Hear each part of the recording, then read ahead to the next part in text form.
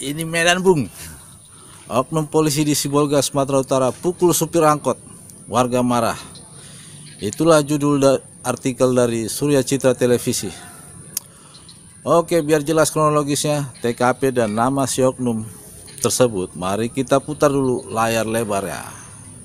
Nah, aturan Kapolri yang melarang keramaian pasca mewabahnya COVID-19, justru seorang oknum polisi di Sibolga, Sumatera Utara memancing keramaian. Ya, oknum polisi yang sedang mabuk minuman keras itu memukul seorang sopir angkutan kota hingga membuat warga marah. Kenapa? Bribka PA Harap yang sedang mabuk minuman keras ini mendadak dikerumuni warga. Warga nyaris terpancing emosinya setelah mengetahui sang polisi memukul seorang supir angkutan kota di Simpang 5 Jalan Horas, Sibolga, Sambas, Sumatera Utara. Belum jelas apa yang menjadi pemicu pemukulan oleh sang polisi mabuk. Tak hanya memukul sopir angkot, oknum polisi yang bertugas di Polres Tapanuli Tengah ini juga nyaris menabrak pengendara lainnya. Bahkan sang pengendara sempat diajak berkelahi oleh Bribka Harahap. Jadi memukul saya tangkis. Iya. Kena ini. Tapi layang kan? Udah saya jatuh, dia ini loh. Ini coba kamera. Ini. Saya bukan mengada-ada. Jadi periksa. Ya, apa saya berbuat ya? Saya tanya sama supirnya, ada masalah apa? Nggak ada masalah apa-apa. Tapi dia di polisi ini mukulin supirnya dengan keadaan mabuk, Pak. Nah, jadi setelah itu bagaimana polisinya? Ya setelah itu ya saya bilang bagus-bagus. Jadi katanya gini, Pak, kamu mau ngetes saya? Bukan saya ngetes, tapi Bapak udah membahayakan keselamatan orang, saya bilang. Kasus yang mencoreng jajaran kepolisian ini kini ditangani Polsek Sibolga Sambas. Untuk mempertanggungjawabkan perbuatannya, oknum polisi ini pun harus menjalani pemeriksaan Propam Polres Tapanuli Tengah. Dohar Franklin Sianipar melaporkan dari Sibolga, Sumatera Utara. Oke bro, sudah paham kan? Di tengah maklumat Kapolri yang melarang keramaian pasca mewabahnya COVID-19, ada seekor oknum polisi di Sibolga, Sumatera Utara justru memancing keramaian atau social distancing, istilah kerennya di maklumat Idam Aziz. Jadi si oknum polri yang sedang mabuk memukul seorang supir angkot hingga memancing keramaian warga. Menurut artikel tersebut, belum jelas apa yang menjadi pemicu pemukulan si oknum kepada sang supir. Tapi yang jelas pemicunya adalah miras yang ditenggak si oknum. Begini bro, si oknum yang berinisial TA Harahap yang kebetulan masih mengenakan baju dinas dari kepolisian dan dalam keadaan mabuk berkeliaran di jalan sambil mengendarai kendaraan, tentu saja merasa seperti pendekar hukum dari gua hantu. Senggol bacok. Ya, apalagi yang kita duga dari seekor oknum aparat yang mabuk memukul supir angkot, membahayakan pengendara yang lain, mengajak duel supir angkot. Itu semua sangat jelas melawan maklumat. Dan kuat dugaan si oknum pemabuk tersebut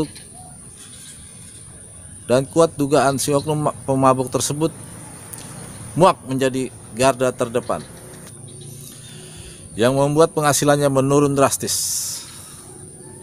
Pertanyaannya, kenapa si Bribka TH Harahap begitu nafsunya ingin menegakkan hukum dalam keadaan mabuk? Mengingat Polri berada di barisan garda terdepan dalam pencegahan virus yang mematikan ini. Ternyata si Bribka TH Harahap yang menjadi virusnya. Dan berhubung si Bribka yang menjadi virusnya, apakah si oknum pemabuk tersebut bisa diancam hukuman yang berat? Maklumat Kapolri mengancam 1 tahun. Ditambah lagi mabuk urak-urakan, melakukan kekerasan, dan membahayakan orang lain. Berapa pasal tuh bro? Berlapis-lapis kayak kue lapis legit. Pastinya. Yang jelas gini bro, jika tuh oknum hanya diberi sanksi, artinya Polri masih membutuhkan pemabuk urak-urakan yang berbuat kriminal sebagai aparat penegak hukum. Jika sudah begitu, kehormatan seperti apakah yang negara sandang jika aparat negaranya seperti itu? Ingat, ada pepatah yang mengatakan, gara-gara nila setitik rusak susu sebelanga. Dan hukum itu sangat tegas mengatakan semua sama di mata hukum.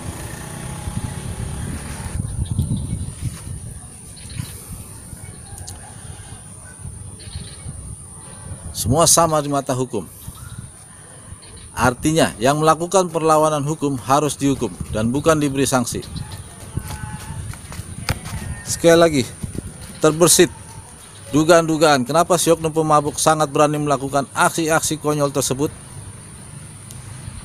Mungkin merasa jengkel dengan ulah dan kelancangan si Kompol Fahrul Surdjana yang pastinya membuat penanganan virus bertambah panjang dan memperparah keadaan. Di era tercanggih sekarang ini yang bisa menghancurkan dan mengancam keutuhan negara kita adalah orang-orang kita sendiri.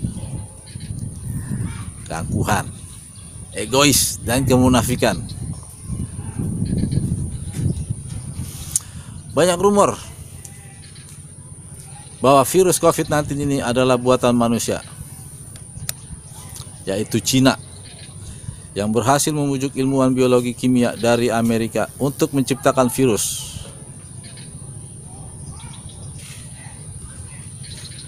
Dan tentu saja dengan bayaran yang sangat-sangat pantas. Kerja hanya sekali, digaji seumur hidup.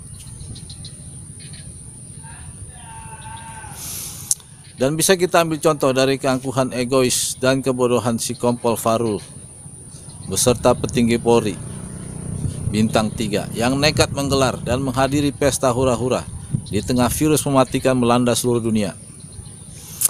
Virus ini menyerang seluruh dunia, bro. Dan jangan bilang seekor kompol beserta Jenderal Bintang 3 tidak punya otak dan merasa perhelatan nikahnya lebih penting daripada negara. Gila lu, bro. Kepentingan pribadi lebih penting dan lebih diutamakan daripada keutuhan negara. Tolong ya, bro. Tolong didik dan bina anggotanya dengan tegas.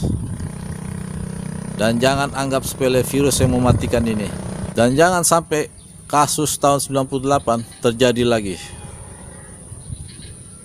Oke, bro. Salam hura-hura. Salam mabuk-mabukan. Salam masa bodoh.